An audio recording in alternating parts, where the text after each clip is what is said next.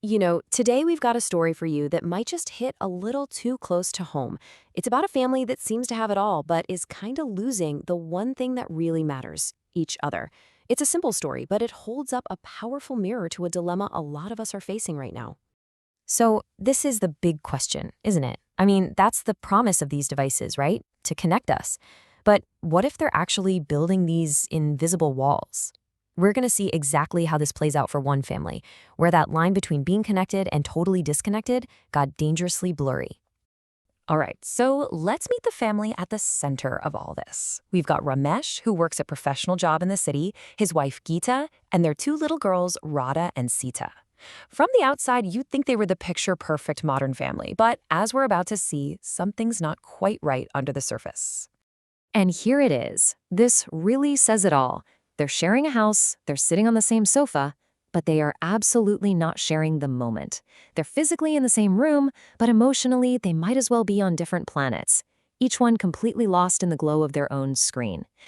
So, the turning point in this story comes from an outside perspective.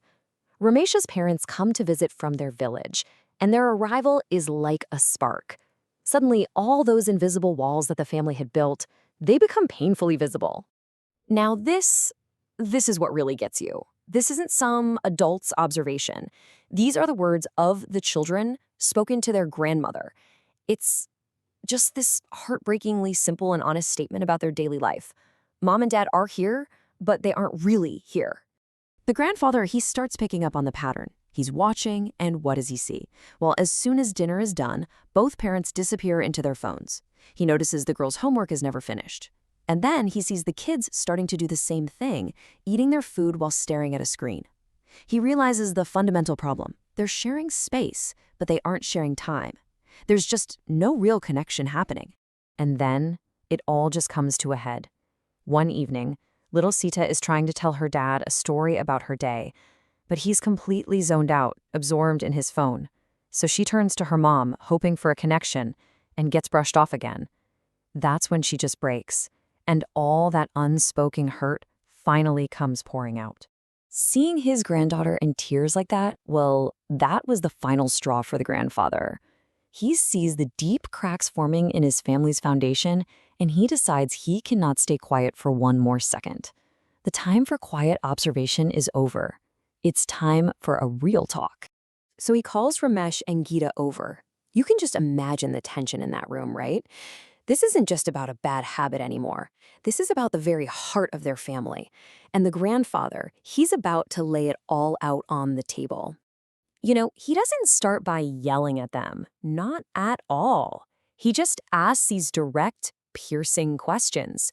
Questions that cut right to the core of what it means to be a parent, forcing them to look at how absent they've really been. And then he hits them with this one. He's showing them just how big the problem has gotten. It's not a small distraction anymore. The phone has become their entire world, and it's completely eclipsing the real world and the real people right in front of their eyes.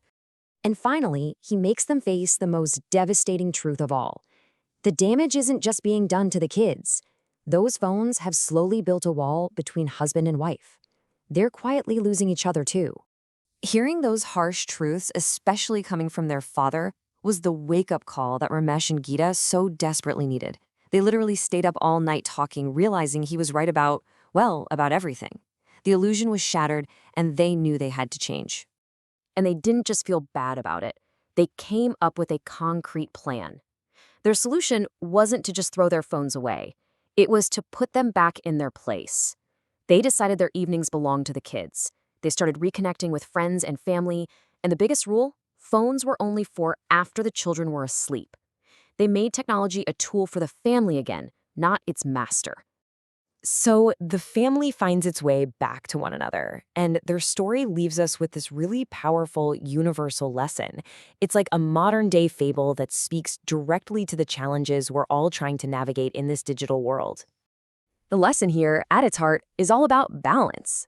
Technology isn't the bad guy. It's an incredible tool. But what this story shows so clearly is that when we let any tool dominate our attention, it stops being useful and starts taking apart the very foundation of our happiness, our relationships. So we're left with this final question for all of us. Ramesh and Gita were completely blind to the walls they were building until someone from the outside pointed them out. It's a good reminder for us to look up from our own screens once in a while and ask, what walls am I building right now? And maybe more importantly, who am I leaving on the other side?